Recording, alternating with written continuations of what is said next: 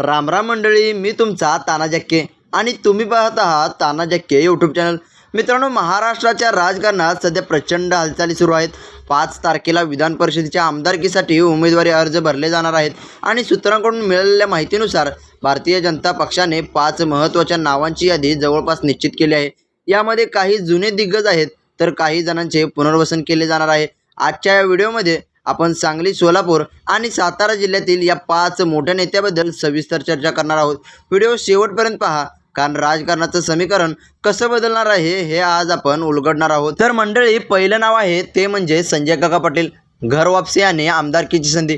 मंडळी, सध्या सांगलीच्या राजकीय वर्तुळात सर्वात जास्त चर्चा कोणाची असेल तर ती म्हणजे माजी खासदार संजय काका पाटील यांची. काकांच्या प्रत्येक हालचालीकडे संपूर्ण जिल्ह्याचं लक्ष लागून राहिलं आहे, कारण 5 तारखेला विधान परिषदेच्या आमदारकीसाठी नावं जाहीर होणार आहेत आणि त्यात काकांचं नाव आघाडीवर असल्याचं बोललं जातंय. राजकीय पार्श्वभूमी आणि स्थितांतर. मित्रांनो, 2024च्या लोकसभा निवडणुकीत भाजपच्या चिन्हावर लढताना काकांना अनपेक्षित पराभवाचा सामना करावा लागला होता.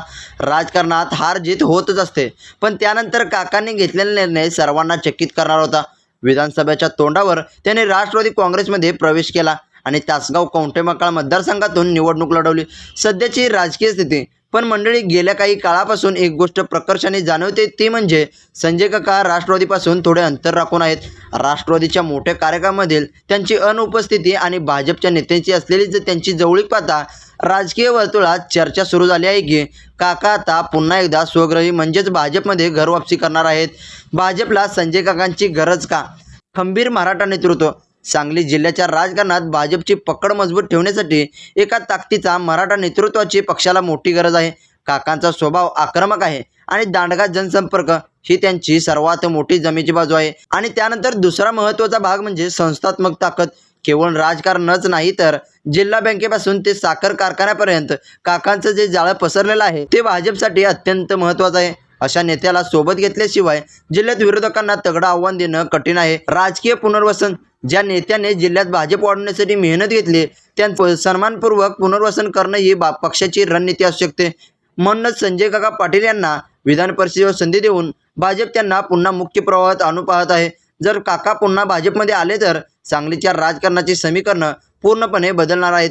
काकांचा संभाव्य प्रवेश म्हणजे केवळ एक पक्ष बदल नसून सांगलीतील भाजपची ताकद पुन्हा एकदा शिखरावर नेण्यासाठी उचललेले एक मोठं पाऊल ठरू शकते. तुम्हाला काय वाटतंय, संजय काकांनी भाजपमध्ये परत यावं का? तुमच्या कमेंट्स नक्की सांगा. तर मंडळी, दुसरं महत्त्वाचं नाव म्हणजे माढ्याचे माजी खासदार रणजितसिंह निंबाळकर. निंबाळकर यांना माढा लोकसभा मतदारसंघात भाजपला एक वेगळी ओळख मिळवून दिली आहे. लोकसभेत जरी निकाल विरोधात लागला असला तरी रणजितसिंह निंबाळकर यांची धावपळ आणि पक्षाची असलेली निष्ठा कोणीही नाकारू शकत नाही. पश्चिम महाराष्ट्रात धनगर आणि मराठा समाज समीकरणात निंबाळकर यांचे मोठे वजन आहे. त्यांना विधान परिषदेत घेऊन भाजप सोलापूर आणि सातारा जिल्ह्याच्या सीमेवरील आपली ताकद अबाधित ठेवण्याचा प्रयत्न करत आहे. त्यानंतर मंडळी, सर्वात मोठं आणि महत्त्वाचं नाव म्हणजे शेखर गोरे. जयाभाऊ गोरे यांचे बंधू. आता वळूया सातारा जिल्ह्याकडे. येथे शेखर गोरे यांना विधान परिषद मिळणार असल्याची जोरदार चर्चा राजकीय वर्तुळात रंगू लागली आहे. शेखर गोरे यांचे कार्य पाहता ते केवळ आमदार जयकुमार गोरे यांचे बंधू आहेत म्हणून नव्हे, तर त्यांनी मान खटाव तालुक्यात स्वतःची एक स्वतंत्र आणि मोठी फळी निर्माण केली आहे. विशेषतः या दुष्काळी भागात त्यांनी केलेली जलसंधारणाची कामे आणि तळागाळातील लोकांशी असलेले त्यांचे थेट संपर्क ही त्यांची सर्वात मोठी जमेची बाजू ठरली जात आहे. सत्तेत नसतानाही त्यांनी ज्या पद्धतीने लोकोपयोगी कामे सुरू ठेवली त्यामुळे त्यांना ही आमदारकी मिळावी अशी कार्यकर्त्यांमधून मागणी होत आहे. इथे आपल्याला आमदार जयकुमार गोरे म्हणजे जयाभाऊ यांच्या योगदानाबद्दल बोलणे सुद्धा तितकेच आवश्यक आहे. जयाभाऊंनी ज्या पद्धतीने मान मतदारसंघात भाजपचा गड मजबूत ठेवला आहे ते पाहता पक्षासाठी हे गोरे कुटुंब अत्यंत महत्त्वाचे ठरले आहेत. जयाभाऊ विधानसभेत अत्यंत आक्रमकपणे जनतेचे प्रश्न मांडतात आणि सरकारकडून निधी खेचून आणण्यात त्यांचा हातखंडा आहे. साताऱ्याच्या राजकारणात जिथे भाजपला संघर्ष करावा लागत होता तिथे जयाभाऊंनी पक्षाला एक नवी ओळख आणि ताकद मिळवून दिली आहे. आता जर शेखर गोरे विधान परिषदेत गेले तर ही एक गोरे बंधूंची जोडी सातारा जिल्ह्याच्या राजकारणात भारतीय जनता पक्षाला खऱ्या अर्थाने अभेद्य बनवेल. याचं मुख्य कारण म्हणजे एका बाजूला विधानसभेत जयाभाऊंची आक्रमकता असेल आणि दुसऱ्या बाजूला विधान परिषदेत शेखर गोरेंचा दांडगा जनसंपर्क असेल आणि अनुभवाची ताकद असेल. ही दुहेरी केवळ राजकारणापुरती मर्यादित न राहता मानखटावच्या रखडलेल्या विकास कामांना आणि सिंचन योजनांना गती देणारी ठरेल. दोन्ही शक्तिशाली नेते तेव्हा एकाच मतदारसंघातून विधिमंडळात प्रतिनिधित्व करतील तेव्हा साहजिकच सत्तेचं पारडं या भागाकडे झुकणार आहे.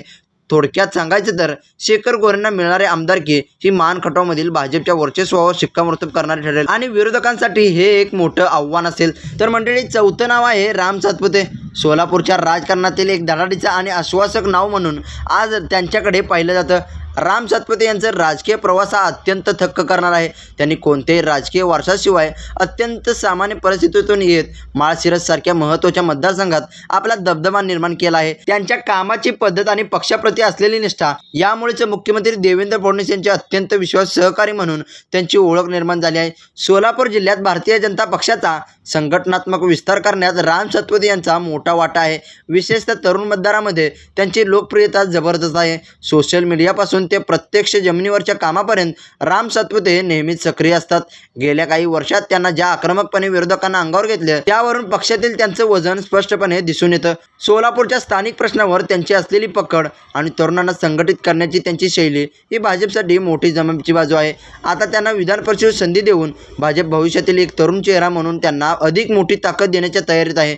विधानसभेचा अनुभव पाठीशी असताना आता विधान परिषदेच्या माध्यमातून त्यांना राज्याच्या राजकारणात अधिक व्यापक जबाबदारी दिली जाऊ शकते. सातपुते यांच्यासारखा आक्रमक तरुण नेत्याला सभागृहात पाठवून भाजप केवळ सोलापूरच नव्हे तर संपूर्ण पश्चिम महाराष्ट्रातील तरुण वर्गाला एक सकारात्मक संदेश देऊ पाहत आहे. यामुळे पक्षाची आक्रमकता तर वाढेलच, पण सोलापूर जिल्ह्यात भाजपची संघटनात्मक बांधणी ही अधिक घट्ट होण्यास मदत होईल.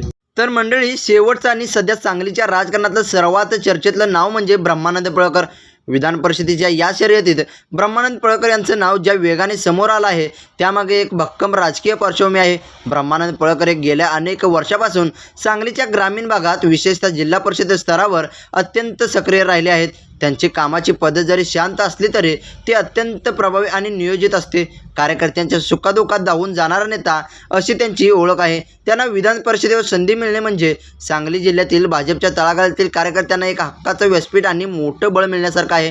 मात्र ब्रह्मानंद पळकर यांच्या नावाचा विचार करताना आमदार गोपीचंद पळकर यांच्या योगदानाचा उल्लेख केल्याशिवाय हे विश्लेषण पूर्ण होऊ शकत नाही. गोपीचंद पळकर यांनी केवळ सांगलीतच नव्हे तर संपूर्ण महाराष्ट्रात धनगर समाजाच्या आरक्षणासाठी आणि बहुजन समाजाच्या न्याय हक्कासाठी जे रान पेटवलं आहे त्यामुळे ते राज्याच्या राजकारणातलं एक वादळी व्यक्तिमत्व बनले आहेत.